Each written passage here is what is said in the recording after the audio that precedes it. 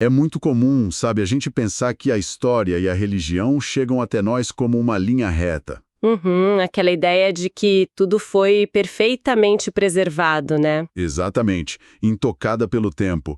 Mas, imaginemos por um instante um jogo de telefone sem fio. Nossa, um jogo de telefone sem fio em escala global. Isso, um jogo que dura, tipo, 2000 anos e cruza oceanos, cruza idiomas, impérios inteiros. A mensagem original sai de um jeito. Com um sotaque super específico. Pois é, ancorada num contexto geográfico e cultural riquíssimo. Só que, quando chega do outro lado, séculos depois, a mesma frase pode ter assumido um significado completamente diferente. E o mais doido é que as pessoas que recebem essa mensagem final defendem isso com a própria vida, sabe? Sem nem saber que o sentido original, bom, se perdeu na tradução. Com certeza. E é exatamente essa sensação, tipo, de um telefone sem fio histórico que a gente vai explorar na nossa investigação de hoje. O fascínio de olhar para documentos antigos e práticas milenares é justamente perceber o quanto a lente cultural altera absolutamente tudo. Altera mesmo. A nossa análise de hoje, para quem nos acompanha, se debruça sobre um material incrivelmente detalhado. É um texto bem denso teologicamente, do blog Caminhando com a Verdade. E qual é o título exato do texto? Se chama A Verdadeira Ceia e o subtítulo é Pessah, Aliança e a Distorção da Transobstanciação. Ele foi escrito por um teólogo da tradição Yehud Netzari. Yehud Netzari, certo? Isso. E olha, é vital estabelecer o nosso tom aqui desde o primeiro minuto, tá? Esse é um tema que divide opiniões, nações e tradições há séculos. Nossa, sem dúvida, dá até briga. Então a nossa missão aqui não é arbitrar quem está com a razão teológica ou quem está historicamente errado, o objetivo é puramente analítico. Perfeito, uma postura totalmente neutra. Exato, a gente vai entrar na lógica interna desse autor e tentar entender como ele reconstrói um dos eventos mais famosos do mundo ocidental através de uma lente estritamente hebraica lá do primeiro século. Ok, vamos desvendar isso, porque o texto joga uma premissa muito intrigante logo de cara. E se um ritual que é tipo praticado por bilhões de pessoas hoje, que é um pilar da civilização ocidental, tiver sido completamente ressignificado por causa de uma barreira cultural colossal? É uma pergunta e tanto. Para quem gosta de entender as raízes históricas das ideias, esse texto é um prato cheio. E o autor organiza essa argumentação mostrando como a mentalidade hebraica lê as coisas, né? Uhum. Em múltiplas camadas simultâneas. Exato. Na tradição deles, não existe só uma leitura superficial. Tem o sentido literal, tem a alusão simbólica. A investigação cultural também. Sim, e até o mistério profético mais profundo. E a fundação de tudo isso, segundo o autor, começa pelo sentido mais físico da coisa, o pechá. O literal, né? Isso. Antes da gente debater qualquer misticismo sobre a famosa Última Ceia, o texto obriga a gente a olhar para o que ela literalmente era naquela noite, fisicamente falando. E aí que tá. O material é categórico em afirmar que não tinha nenhuma novidade acontecendo ali. Como assim? Nenhuma novidade? Segundo a análise dele, a figura central, o Yahshua, ou Jesus, como é conhecido no Ocidente, não estava fundando uma religião nova naquela mesa. Tá, então não era um ritual inédito tirado do nada. De jeito nenhum. O que estava acontecendo era estritamente, e até legalmente falando, uma refeição de Pessach, a Páscoa judaica. Própria Páscoa tradicional. Exatamente. O texto fundamenta isso mostrando que toda a dinâmica daquela noite, sabe, obedecia às ordens dadas lá no livro de Êxodo 12 e Levítico 23. Ah, entendi. Então aquele grupo estava só participando de uma ordem que já estava estabelecida há, sei lá, mais de 1000 anos. Mais de 1000 anos, celebrando a libertação da escravidão lá no Egito. Então o que tudo isso significa na prática daquela noite? Para quem está ouvindo a gente, significa que a mesa tinha elementos muito específicos e inegociáveis. Elementos com significados já travados pela história, né? Perfeito. O texto lista bem isso. Tinha o pão sem fermento, a matzah, que lembrava a pressa da saída do Egito. Tinha o vinho. Tinha o cordeiro assado também, o Corban Pessar. Isso, e as ervas amargas, o maror, para lembrar a amargura da escravidão e, cara, tentar entender as palavras que foram ditas naquela noite, sem conhecer essa mesa de Pessach. É complicado. É como tentar assistir ao capítulo final de uma série super complexa sem ter visto as temporadas anteriores. Nossa, ótima analogia. O peso dramático simplesmente evapora, o contexto some, né? E o argumento do texto é que o Ocidente tentou assistir só esse capítulo final, ignorando todo o cenário onde os atores estavam sentados. E olha, para levar essa analogia da série de TV ainda mais longe, imaginemos não só começar pelo episódio final, mas assistir com legendas que mudam o gênero da obra. Tipo transformar um documentário num filme de fantasia? Perfeito, uma fantasia mística. Porque o detalhe das temporadas anteriores que o texto destaca com muita força é a estrutura do vinho. Ah, o vinho é crucial nessa história. Muito. Na tradição hebraica da Pessach, não existia tipo uma única taça rodando a mesa de forma aleatória enquanto eles batiam papo. O ritual exigia 4 cálices principais de vinho. 4 cálices. E cada um com significado. Certo. Exato, cada um com a função psicológica e teológica bem clara, baseada em 4 verbos lá de Êxodo 6, quando o Criador promete tirar o povo do Egito. Quais eram os cálices? Era o cálice da santificação, o cálice do julgamento, o cálice da redenção e, por fim, o cálice do louvor. E aí vem o insight do autor que muda tudo, né? Sim, o timing exato do evento. E Yahshua levanta especificamente o 3º cálice, o cálice da redenção. E é nesse momento que ele faz a famosa declaração sobre o sangue e a aliança. Nossa, sabendo que era o cálice da redenção, o peso da cena muda completamente. Muda tudo. E isso puxa a gente direto para a segunda camada da análise dele. O remes, a alusão, o simbolismo rigoroso. Uhum. Porque assim, como o texto pede que se interprete aquela frase, este cálice é a nova aliança no meu sangue. Pois é, aí a gente entra num terreno bem espinhoso. Sim, porque o autor argumenta que dentro daquela sala, para aqueles homens judeus, isso jamais, em hipótese alguma, poderia ser levado para o lado literal. Tipo, esse vinho acabou de virar sangue físico. A razão para essa impossibilidade, segundo o texto, é uma das bases mais inquebráveis da Torá. Existe uma lei muito, mas muito rígida sobre o sangue na cultura hebraica. Eu lembro de algo em Êxodo sobre o sangue selar pactos. Exato. Êxodo 24, versículo 8. O sangue sela pactos e representa a própria vida. E a vida pertence ao Criador. Tá, então qual é o problema? O problema é que existe um tabu absoluto descrito lá em Levítico 17 e em Deuteronômio 12, que é a proibição total de ingerir sangue. Total mesmo. Nenhuma exceção. Nenhuma. O texto hebraico diz, e eu cito de forma adaptada aqui, qualquer homem que comer sangue, eu porei contra ele a minha face. Caramba! Então o argumento desse teólogo Netzari segue uma lógica quase matemática. Se a instrução naquela mesa fosse para beber sangue literal, o Messias estaria ensinando os discípulos a cometerem uma violação gravíssima da Torá. E ensinar os outros a quebrarem a Torá tornaria ele um falso profeta? Ou um pecador.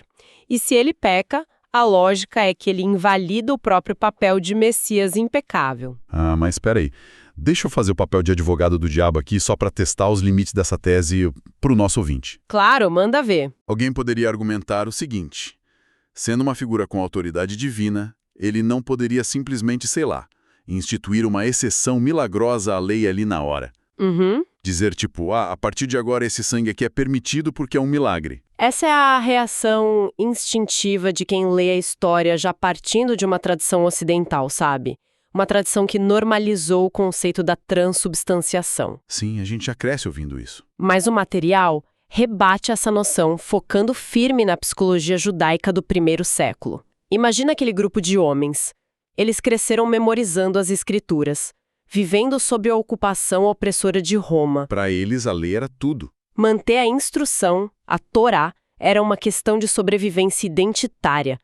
Quebrar uma instrução explícita sobre consumir sangue não seria visto como um milagre maravilhoso, entende? Seria um escândalo. Uma heresia intolerável. Na cabeça deles, o divino não contradiz as próprias leis eternas. Então o autor defende que o pão e o vinho estão sendo usados numa linguagem puramente pactual, hebraica mesmo. E para visualizar esse abismo entre a linguagem poética e a leitura literal, a gente pode pensar na própria literatura. Como assim?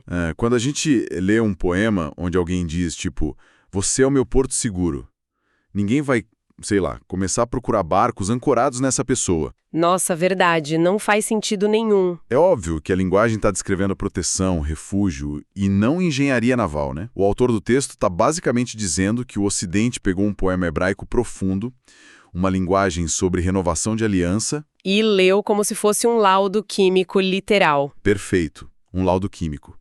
Na visão do autor, o pão representa o sustento providenciado pelo Criador e o vinho representa o selo desse novo pacto. E o próprio material faz um paralelo brilhante com outras falas de Yeshua. Ele também diz em outros momentos, eu sou a porta, ou eu sou a videira. Sim, e ninguém acha que ele virou uma porta de madeira com maçaneta. Exatamente. Nenhuma tradição teológica na história defendeu que ele se transformou num arbusto com folhas. Isso mostra como a literalidade foi aplicada de forma super seletiva ao longo dos séculos. É uma escolha, no fim das contas. Sim, a linguagem de aliança é clara ali. A vida dada para o sustento é o pão, e a vida entregue para selar o pacto é o vinho. Mas isso levanta a grande questão investigativa desse material. É a terceira camada da análise, o derash. Se a regra contra o consumo de sangue era tão estrita, e esse tabu era tão monumental lá no início, como que o mundo ocidental chegou nessa doutrina da transubstanciação? O salto é enorme. Como que surgiu essa crença absolutíssima de que o pão e o vinho têm a sua matéria alterada para carne e sangue literais? Aqui a coisa fica realmente interessante. Fica mesmo. Porque o texto obriga a gente a fazer uma viagem sociológica e geográfica. A gente sai daquela mesinha em Jerusalém, que era restrita a judeus, celebrando a Pessah. E entra na vastidão do Império Romano. Isso, nos séculos seguintes. O autor aponta, 3 rupturas graves que permitiram o nascimento dessa visão literal. Qual é a primeira? A primeira a gente acabou de detalhar, que é o choque de frente com a própria Torá e a proibição do sangue. Mas a segunda ruptura, que historicamente é muito reveladora, é a semelhança com os rituais pagãos que já existiam na Europa. Rituais pagãos? Como assim? A gente precisa entender quem começou a lotar as fileiras desse movimento, sabe? 100, 200 anos depois daquela ceia. Tivemos eventos traumáticos, tipo a destruição do templo no ano 70. E a revolta de Bar Kokhba, no século II. Exato. Isso gerou um distanciamento deliberado entre o cristianismo que estava nascendo e as raízes judaicas dele. Os novos líderes e seguidores eram gregos, eram romanos. Pessoas criadas com outra mentalidade. Pessoas influenciadas pelos cultos de mistério, o mitraísmo, os cultos a Dionísio. E nessas religiões greco-romanas, a ideia de consumir ritualisticamente parte da divindade era super comum. Pera, absorver a essência do Deus bebendo e comendo algo? Sim! Era assim que eles entendiam o contato direto com o sagrado. É uma mudança de paradigma colossal, porque a liderança deixa de ser composta por pessoas que sabiam de cor a proibição de beber sangue, do livro de Levítico. E passa a ser cidadãos do Império Romano que achavam que beber a essência do Deus era a forma mais elevada e espiritual de culto. O texto faz uma análise genial sobre isso, porque conforme a lente mudou, a interpretação do evento mudou junto. O que antes era só memória histórica e simbolismo pactual para um judeu, foi transformado pela lente romana numa alteração mágica de matéria física. O poema do Porto Seguro, que a gente falou, virou mesmo um manual literal de engenharia naval. Pois é. E o terceiro problema que o autor argumenta é que, ao literalizar o pão e o vinho e esquecer a figura do cordeiro original, desconectando do contexto da Páscoa, exato, a religião ocidental acabou criando um sacramento místico, contínuo e independente que é completamente estranho à mecânica das escrituras hebraicas originais. Mas é crucial notar, para quem está ouvindo a gente, que o texto não faz isso para esvaziar a importância do evento, né? De jeito nenhum. O objetivo é redirecionar onde está essa importância espiritual. E isso abre a porta para a quarta camada de interpretação, o sod. O mistério profundo. Isso, o segredo espiritual daquele momento. Se a gente descarta a transformação física da matéria, qual é o verdadeiro peso profético da cena? O autor responde apontando que Yahshua é, na verdade, o próprio cumprimento do Cordeiro de Peshach, citando João 1 e 1 Coríntios 5. Ou seja, ele não estava criando uma ceia nova e separada, ele estava revelando o alvo profético de uma ceia que já existia há séculos. A Páscoa sempre apontou para aquele momento. Mas olha, de todos os pontos desse material, o detalhe que me deixou completamente fascinado é algo que simplesmente não aconteceu naquela mesa. O cálice não bebido. Exatamente. Os registros dizem que ele fala, não beberei do fruto da videira a partir de agora. A gente viu que ele levanta o terceiro cálice, o da redenção. Mas não tem registro nenhum dele bebendo o cálice final. O quarto cálice. Isso, o cálice do louvor ou da consumação que encerra a Pessach. A refeição fica, liturgicamente em aberto. Esse é disparado o argumento teológico mais sofisticado do artigo. A percepção de que deixar esse quarto cálice intocado não foi um esquecimento, foi uma mensagem. Uma mensagem fortíssima. Indica que a redenção não estava finalizada ali, no conforto daquela sala. A obra não estava consumada no simples ato de comer pão e beber vinho. Então, onde ela acontece? A redenção verdadeira, para o autor, aconteceria no derramamento real da vida, na morte física e brutal que viria nas horas seguintes. A ceia era só a promessa, o selo. A execução ia ser o sacrifício na cruz no dia seguinte. É uma construção dramática absurda. Para usar uma linguagem de cinema, é como um diretor que corta a cena exatamente no grande clímax, segundos antes da resolução, só para criar uma tensão. Perfeito. É como redigir um contrato vitalício, ler as cláusulas em voz alta com toda a seriedade e, de propósito, deixar a linha de assinatura em branco. Guardar a caneta no bolso, né? Isso.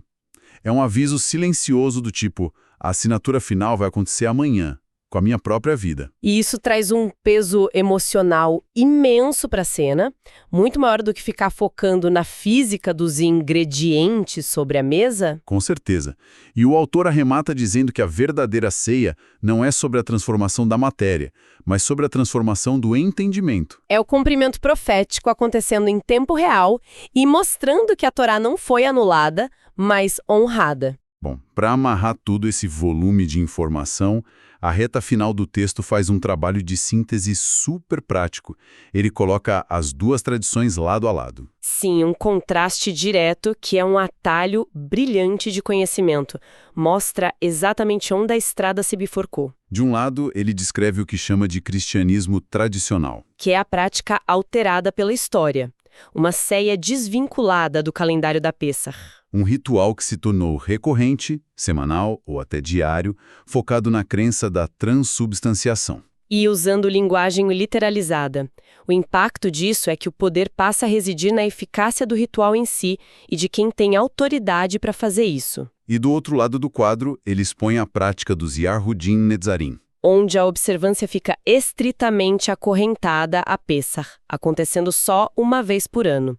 O pão e o vinho não sofrem magia. São mantidos como símbolos da aliança, com submissão total à Torá e rejeição absoluta à ingestão de sangue.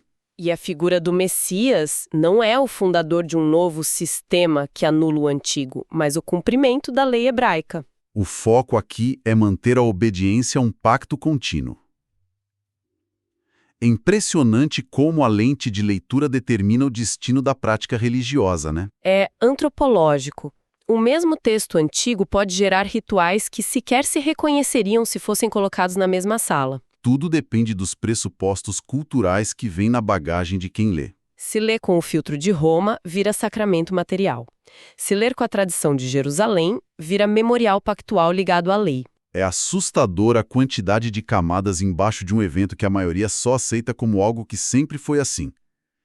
A gente destrinchou o sentido literal, a barreira do tabu do sangue, o choque greco-romano e o mistério do cálice não bebido. O autor tem um outro artigo que aborda o livro do Gênesis, o Jardim do Éden. Opa, Gênesis! Onde ele quer chegar com isso? Ele discute como a primeira transgressão humana envolveu exatamente o ato físico e literal de comer. A humanidade tentou comer do fruto do conhecimento, achando que, ao ingerir aquela matéria, seria igual ao divino. Peraí, Tentar absorver poder e essência sagrada através de uma ingestão não autorizada. Exato. A busca pelo atalho material para alcançar Deus. Uau! Cruzando esses dois artigos, surge uma provocação teológica bizarra de profunda. Se a grande queda da humanidade veio do ato literal de ingerir algum material para absorver a divindade, Até que ponto a ideia da transubstanciação não seria vista por essa lógica hebraica como um eco gigantesco desse mesmo evento do Éden? caramba, a humanidade, através das influências romanas, tentando novamente ingerir literalmente a carne do divino para se sentir salva. Desobedecendo a instrução da Torá no meio do caminho. Seria a repetição do erro primordial embalada num ritual piedoso. É uma reflexão que bate direto na nossa psicologia religiosa, o que a gente tenta engolir para saciar a fome do sagrado. Fica essa reflexão sobre a real natureza dos nossos rituais e as barreiras que a gente cria. Perfeito. Que conexão fantástica! Isso prova como ir direto às fontes originais expande muito a nossa visão e nos leva de volta ao começo da nossa conversa sobre o telefone sem fio. Quando a gente percebe os ruídos, a gente vê que a mensagem original é ainda mais rica e desafiadora. Com certeza. É um convite para quem está nos ouvindo nunca deixar de questionar e investigar as raízes daquilo que a gente considera comum. Muito obrigado a quem nos acompanhou em mais esse mergulho profundo. Continuem cavando e até a nossa próxima exploração.